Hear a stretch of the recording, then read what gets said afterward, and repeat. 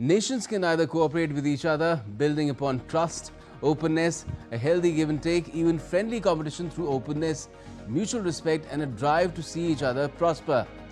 Or they can raise barriers, tax each other's goods and services, impede progress and make life difficult for people by making it hard to do business and raising prices.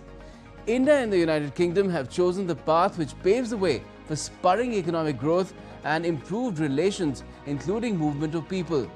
Prime Minister Narendra Modi was in the UK last week to witness the exchange of the Comprehensive Economic and Trade Agreement or CETA along with his British counterpart Keir Starmer, which is expected to double bilateral trade by 2030. Over the next half hour, we'll be talking about this milestone move with two special guests. I'm Gautam Roy and this is Historic India-UK Trade Deal.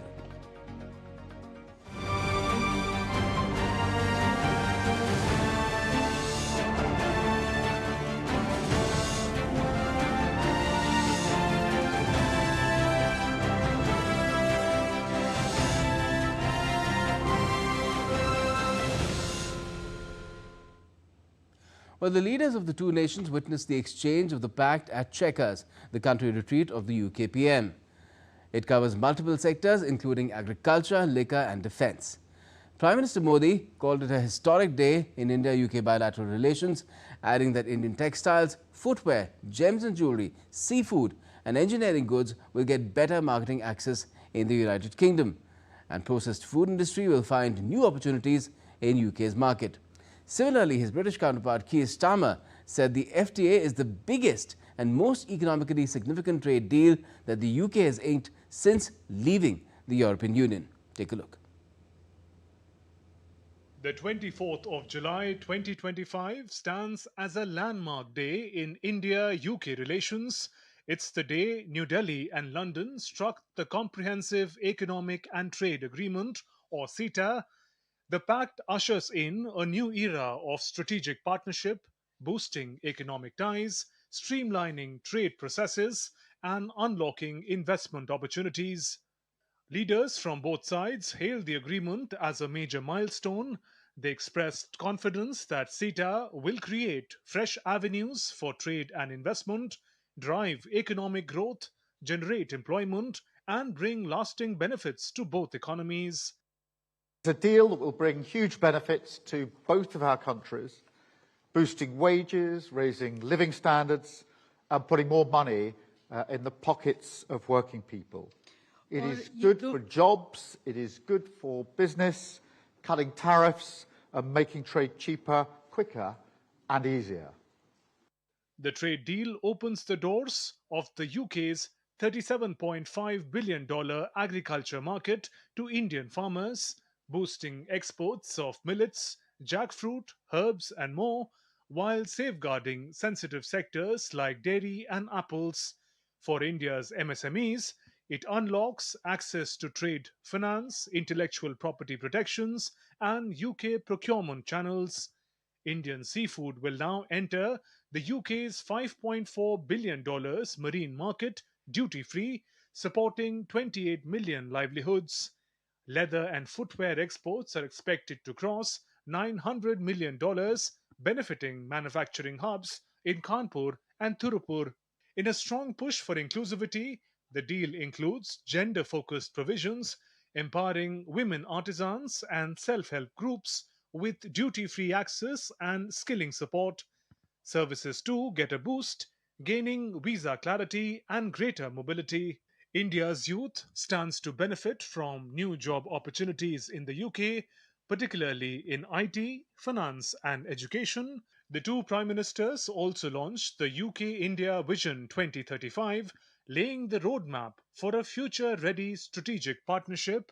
Using a cricket analogy, Prime Minister Modi described the relationship as a high-scoring, solid partnership, a bond built on trust, shared values and mutual ambition.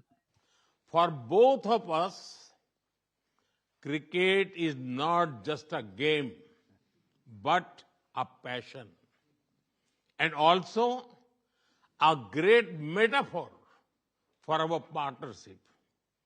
There may be a swing and a miss at times, But we always play with a straight bet. We are committed to building high-scoring, solid partnership. UK Prime Minister Keir Starmer dubbed it the biggest trade deal signed by the UK since Brexit, conveying the import of the accord for his country. This is the biggest and most economically significant trade deal that the UK has made since leaving the EU. Thank you, Prime Minister, for your leadership and for your pragmatism. And I'd like to thank everybody who's worked so hard to get this deal over the line. Years in the making, the long-awaited pact marks a turning point in India-UK economic relations.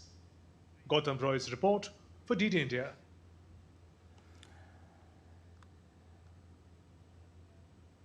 And now joining us to talk about this recent key development for the moment is Narendra Arora, founder and chair, Arora Group of the UK, joining us from London. My apologies to him for having him peel away from the proceedings at the Oval right now, where the fifth and final test is on between India and England. Welcome to DD India, Narendra. Just tell us, since you're a unique individual, you're a person of Indian origin who's a successful business person in the UK with primary concerns in the fields of hotels, real estate and construction. What does this FTA, this CETA, mean for people like you, not just your own business, but for the general industry and businesses in the UK? Good evening. Well, first, if I may just give you a quick update, our team are doing really well here in London. So pray to God we're going to be, we're in good shape at the moment. I don't want to speak too soon and jinx the team, but they're doing very well. And the FTA and the opportunity of working collaboratively together with the UK and India, I think is a fantastic opportunity for both countries. We all know how well and amazing India is doing and has done so in the last decade. In the next couple of years, we will be in the top 3 largest economies in the world, which is an incredible achievement, what India has achieved since partition. We seem to be having a little bit of a trouble with that link with Narendra Arora. We'll try and reconnect, but these are landmark images that were generated when the two Prime Ministers met in the UK at Chequers. That is, like I said, is the country retreat of the UK Prime Minister. Proceedings taking place away from London, where this entire visit of Prime Minister Modi is concerned. He did, of course, meet King Charles III as well at Sandringham, not at Buckingham Palace this time around, and also stayed on the outskirts of London.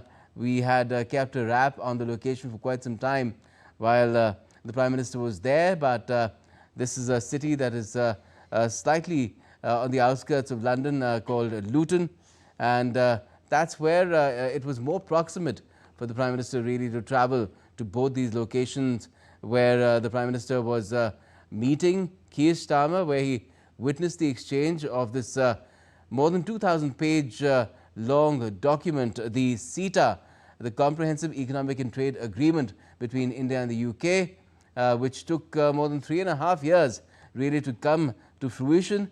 It was an arduous process, saw several Prime Ministers change in the UK. In India, of course, it was Prime Minister Modi who took it through to the finish line, along with Piyush Goyal, the Commerce and Industry Minister of India as well. And I'm told we have another of our guests joining us now. This, of course, is Richard Heal, Chair, UK IBC, which is UK India Business Council, who is incidentally in India. Richard, good to have you here these days, and he's joining us remotely from Mumbai. Now, Richard, first of all, just wanted to welcome you and ask you, could we please have your assessment of the deal as to its benefits for both the nations now that some time has passed since its signing and exchange, and you would have had the time to process, digest the over 2,000-page long document? Gautam, good to see you again, and I apologise to your viewers for kind of coming in late here. Not an issue. Technical issues keep cropping up all the time. Yeah, ironic that I'm in Mumbai at the moment. But anyway, Look, the deal is actually very good. And I think what is interesting is that it is good for both parties. If you look at it, the deal has been worked on between the two negotiating teams for 3 years. It's very extensive. There are 27 odd chapters to it. It is actually comprehensive as well. There are still one or two things which can be ironed out as we move forward.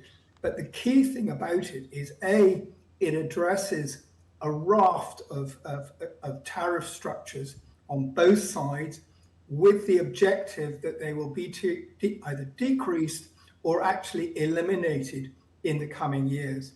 And these are areas which, as you rightly said and your summary highlighted, are absolutely important as far as India is concerned, and also important as far as the UK is concerned. So as far as India is concerned, we're looking at textiles, we're looking at footwear, we're looking at agri-tech, we're looking at marine sectors as well. And these are areas that are absolutely areas that India is strong in and can develop further. And as far as the UK is concerned, then we're looking at automotives, we're looking at aerospace and defense, we're looking at AI, we're looking at tech areas as well, which are areas which UK is strong at and India has demand as well. So it is win-win on both sides. And at the same time, which really makes me excited, is that it's future-looking insofar as it tackles customs, it tackles regulation, it tackles ease of doing business, which actually encourages people to migrate their businesses and their supply chains to each other's countries. So objective is to double the amount of trade, existing trade, from the existing 40 billion to over 100 billion in a foreseeable future. You're quantifying that in British pounds, right? Not dollars. Dollars is more. Yeah. And since you mentioned it, you kind of teased it. You said it could also incorporate at a future date a couple of other issues that still remain to be ironed out. What are they, if you could quickly tell us? Well, I mean, there are still discussions going on in terms of issues. The actual treaty itself is self-standing. I mean, it puts a floor in the treaty. It doesn't give us a ceiling. So there are things that we can add to it as we move forward. So it's rather like a living document. So what am I thinking about? I'm thinking about things like BIT, the Bilateral Investment Treaty. Although that's not actually part of the agreement, it is a fundamental foundation to the agreement. And discussions are going on as far as that is concerned, and we're hopeful that we'll have some answers and announcements shortly. Yes, and let me just add that India and Britain both have substantial investments already in each other's countries. A lot of Indian companies there in the UK, more than 1,000 of them in fact, and similar if not more in numbers here in India from the UK as well. I'm sorry we lost you for a bit, Narendra. Please complete your thought on what this pact, this treaty means for a business person like you and business persons such as yourself in the UK. Yeah, sorry, I think we had a technical issue, but yeah, I think it's great news. I agree that it's great news for both the countries, and it's exciting and great to see that both the Prime Ministers have come to an agreement which will benefit both our great nations. For businesses like myself and lots of other businesses where we do have, if you take example as the companies such as JCB, who've got big operations in India and the UK and other parts of the world, that we can actually not just learning and getting the best people to move around from country to country, but whether we have some of the good people from India coming to work for JCB on a short-term 2-3 year visa program, and also having the benefits of not paying double national insurance and other things. So I think a lot of hard work has gone into getting this treaty to a place which is a benefit to both the countries. 99% of the products from India will be coming to the UK tax-free. Again, that'll benefit a lot of the companies, exporters out of India. And then it's the same from the UK, that there are lots of businesses that do things that are very good and they can actually export out to India. And moving forward, I think India being a great nation, and I was saying earlier, just as we were got cut off, that in the next couple of years, India will be in the top 3 world economies in the world. And this is another opportunity of getting there quicker and better, I think, which will be great for both countries, that the benefits will be there for all the residents, all the businesses, all jobs, business, wealth creation, and I think an opportunity for the Western world to look at India more seriously, that this is where they want to park and do a lot of the investment into the new India. Certainly. Godspeed. Now, Richard, along with the pact, there's also the double contribution convention to consider. How does this help both India and UK businesses?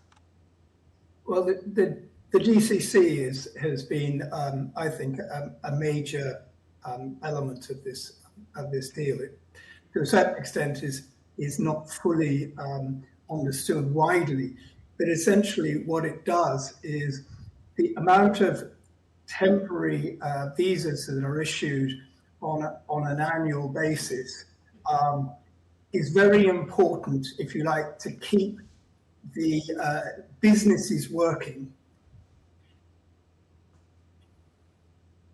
Okay, we seem to have again an issue cropping up where that link is concerned with Richard there. If I could come to you, Narendra, do you feel that this FTA also makes India a more attractive investment destination for businesses in the UK? Is the Aurora Group thinking on those lines now? Because as of now, as far as my information goes, it's yet to plant its feet, so to speak, in India.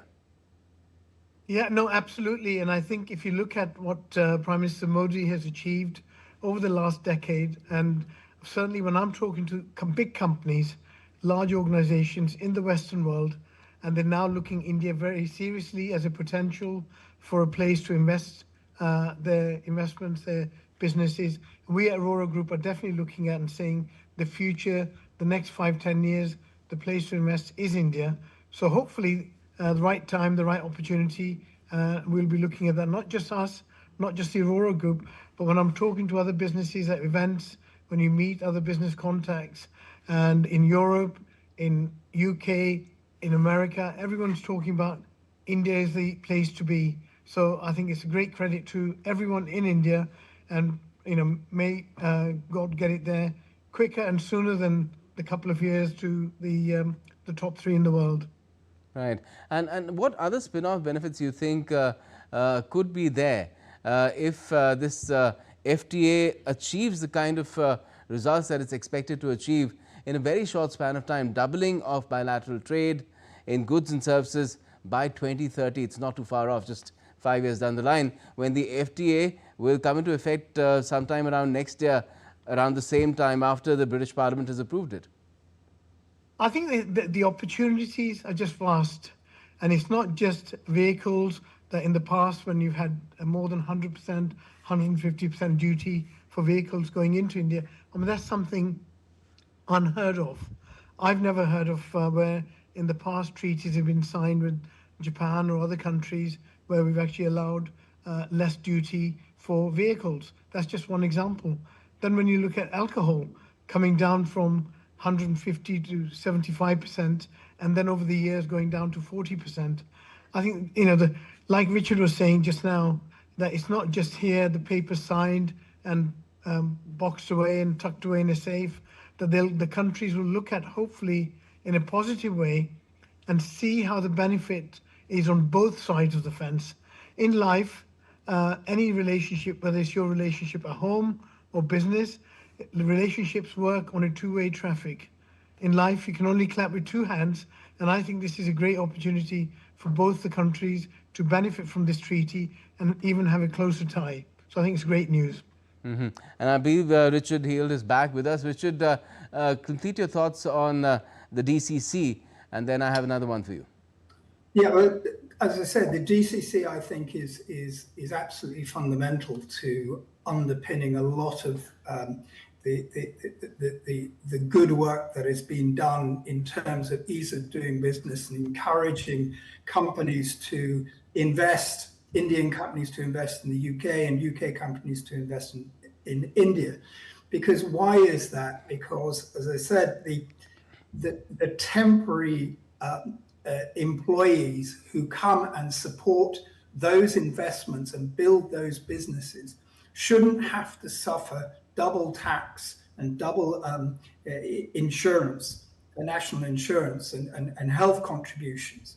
So what the DCC does is it basically eliminates that double taxation that is applied, certainly in the UK, not in India. So it equalizes it and makes it much more attractive for these support, and they are key supporters. I mean, they're people who look at the processes, who look at the algorithms that support all these businesses and make sure that the actual businesses can continue function, produce goods, produce services, and really generate revenues.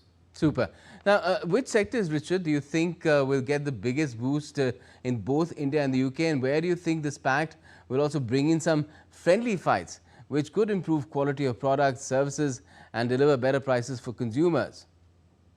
Well, what I would like to see is that we start to see more Indian brands and more Indian products in the UK. And at the same time, I'd like to see more UK brands and UK products in India.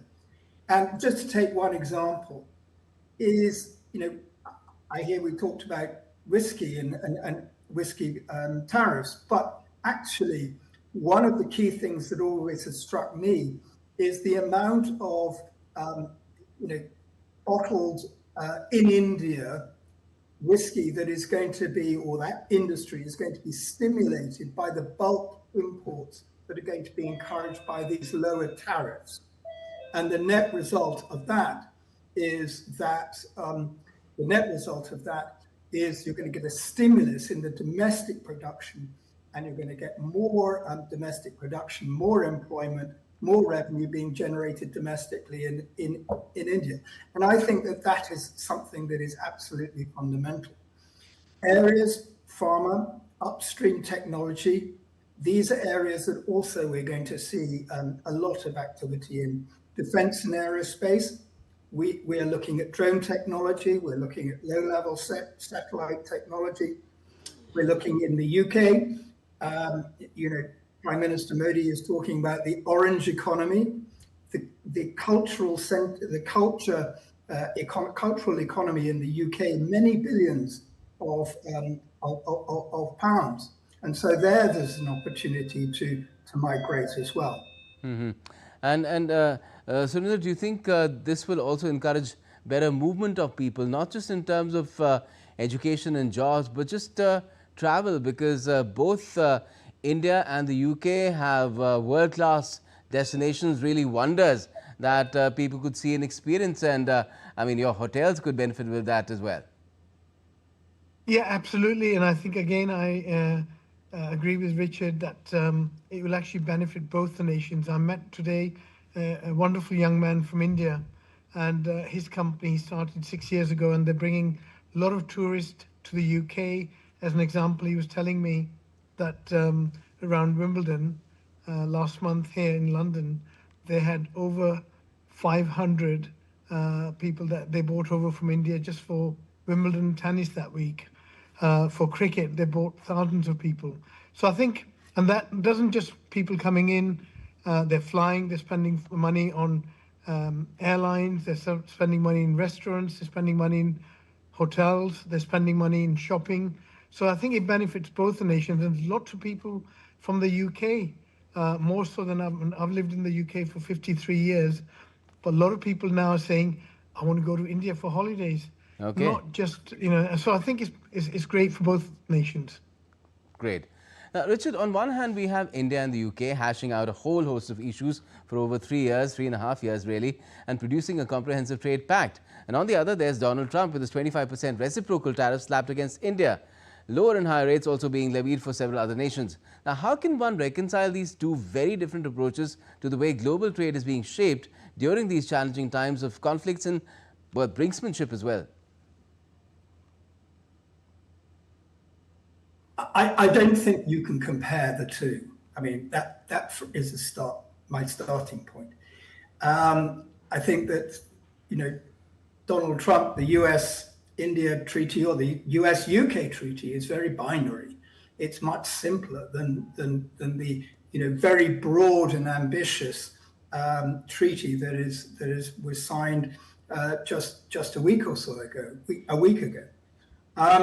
So that is I think the first point. And indeed, I was at a dinner on last Thursday, in which both Minister Goyal and Secretary of State Reynolds was there, and I described it to them as being a template for the future. Essentially, you're looking at a very much more forward-looking, bilateral, inclusive sort of agreement than what we are seeing coming out or being asked to countries to agree out of the United States. So I don't think that they are comparable. Where I do think there is a point here is that yes, trade is changing. The linkages between multilateralism and bilateralism and trade is certainly changing under the stresses and strains that are being imposed on us from Washington. And from that point of view, I think very much that the CETA is a template for the future. Great. Now, Narendra, what do you make of India's response so far, where it hasn't hit back in any way at either Donald Trump or the American people, either in deed or in words, and has said it's still trying to work things out? And what kind of rearguard action do you think is needed in case things don't work out? I'm sure we'll all in life, whether it's the countries or businesses, I'll always make sure that we have more than plan A and plan B. We'll have plan A, B, C, and D. The Donald Trump issue, everyone has their own views, opinions. Is anyone perfect on this planet? No. But Donald Trump is very different from most of the other leaders we know, very unpredictable. Even his own team can't really, when I say predict and what he's going to say or do. Does he do everything good or everything bad? Of course not. We can always do things differently. I really take my hats off to Prime Minister Modi and the other leaders. Rather than ending up in a punch-up, I think it's best always to wait and see, and then we must do what's right for us.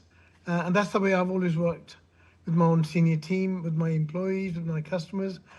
We must all do what's best for us, but make sure we have more than plan A, B, and C. And I'm sure over time, things will settle down. And I know in the past, Prime Minister Modi and Donald Trump have had a great relationship, but we just got to, and I think rather than us sitting there and just predicting or trying to, well, we haven't done this and shall we throw some grenades back? No, I think it's very sensible. And I do take my hats off to PM Modi. Let's just lie low. Let's see what happens. And then, look, we are one of the greatest nations as a country in India and the UK, that we need to make sure that we don't act in a hurried manner that will actually come back and bite us. I think it's better to take our time, decide, and then, of course, we can look after ourselves. Yes, certainly. We're completely out of time. Sorry to interrupt you, but great thoughts to wrap this up. Thank you, gentlemen, for joining me on this important subject. And let's hope that it really lives up to the kind of billing that it's got. Thank you for joining us. Thank you. Well, that's it as far as the historic India-UK trade deal is concerned for the moment, but it's holding a lot of promise, and let's hope that it comes to fruition completely. We'll wait for that doubling of trade by 2030. Thanks for joining us, and keep watching DD India for all the latest.